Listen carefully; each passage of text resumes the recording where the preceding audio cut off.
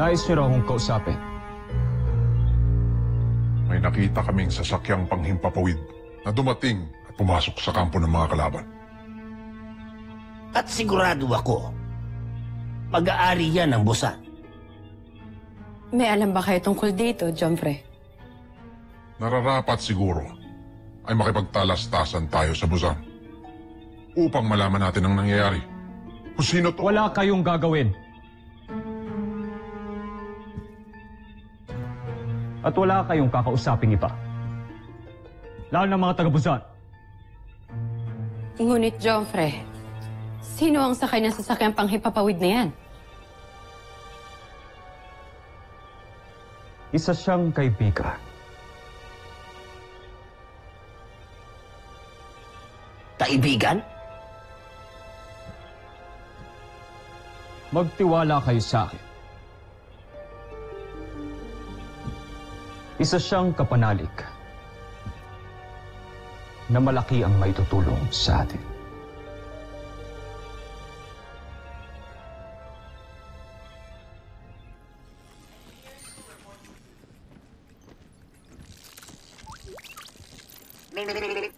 Little John, Octo 1, low battery. Okay, Octo 1. Mag-recharge ka muna dun sa kwarto ko. Copy, Little John. Time to recharge. Yep. Sorry, sir.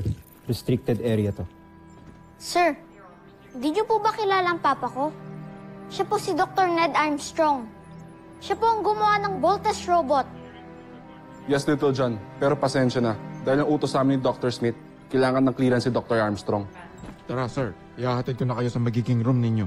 Mamaya na. Paranoid lang si Smith, kaya pinag-iigpitan niya ako. Pero may karapatan akong makita yung robot na ginawa ko, kaya papasukin niyo na ako. Sorry, sir. We have to escort you out. Sir, this way.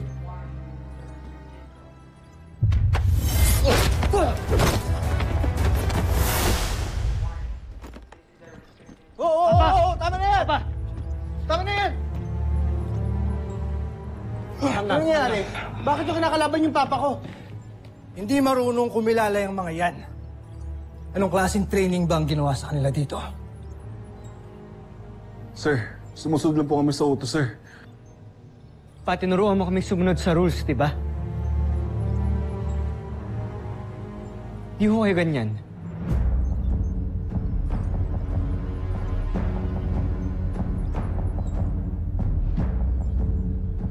Pasensya na kayo. Uminit ang ulo ko sa inyo. Yeah, I'm sorry. Ngayon kailangan ko na magpahinga. This way, sir.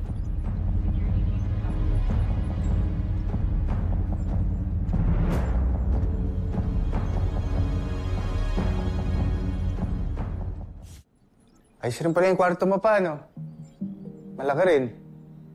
Kaso lang, medyo malayo sa kwarto natin. Pero Papa, ang galing mo makipag-fight kanina. Para kang sina Kuya. Mana sila sa iyo. Mukhang tinetraining nga sila ng gusto dito sa camp. Opo, sobrang toxic nga lang po ng training namin. Pero for me, sobrang worth it naman. Opo, kaya sina Kuya po, saka po si Ate Jamie at si Kuya Mark ang napiling pilots ng Voltes robot. Tapos ako din po pala, Papa. Talaga? Pati ikaw? Kahit na bata ka pa? Kung alam pong bata to. Pero sobrang astig pong pilot yan ng Volt Frigate. Tsaka pag nasa gitna po kami ng laban, pa, siya po yung nag-aayos, nagtotroubleshoot ng lahat ng mga Voltes machines. Really? Wow. I'm really proud of you, anak.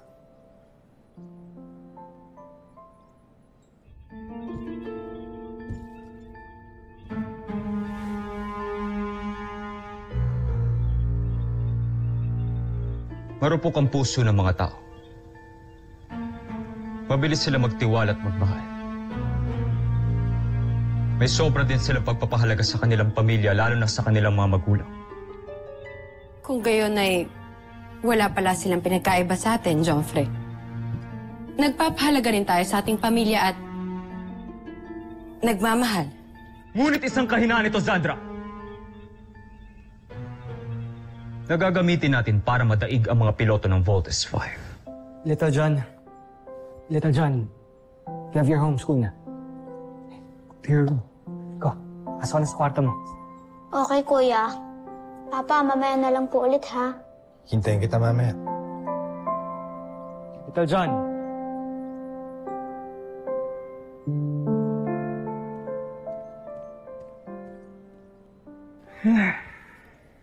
Alam mo pa? Grabe, sobrang saya talaga ni Little John simula po nung dumating kayo dito. Napakagandang birthday gift po sa kanya nun. Ang tanong namin, Prinsipe Zardos, kung may kinalaman kayo sa panauhin na dumating sa kampo nila, Pagbutihin nyo na lang ang paggawa ng ating bagong beast fighter. Napakakawalan natin sa sandaling hinog ng aking mga plano. Pa, kailan nga ulit yung birthday ni Little John? Naalala niyo po ba? Paano ko ba naman makakalimutan yun? Well, I hope may pinrovide ang camp na damit para sa akin dahil kailangan ko na talaga magpalit. Kailan ho exactly yung birthday ni Little John? Teka, bakit pa tinatanong mo? Nakalimutan mo, no? No, Big Bert. Kung siya talaga si Papa, masasagot niya kung kailan ang birthday ni Little John o birthday mo, birthday ko. I'm sure hindi mo makakalimutan yun, Papa.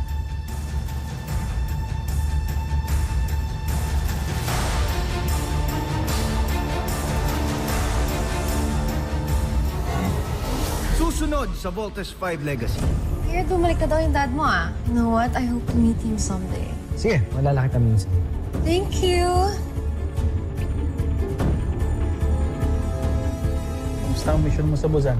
Buzan? Hindi ba doon ka nagpunta? Anong nangyari? Doc, nag-malfunction po yung main software ng scanner natin kaya hindi gumana. Tataka rin ako eh. Inform the security team. Tonight, have to be very vigilant. Ayoko maisan ulit tayo ng mga laban. I still want you guys to be careful kay Papa, okay? Hanggat wala tayong clearance from Dr. Smith, kailangan natin mag-ingat sa kanya. Is that clear? You're so heartless, kuya.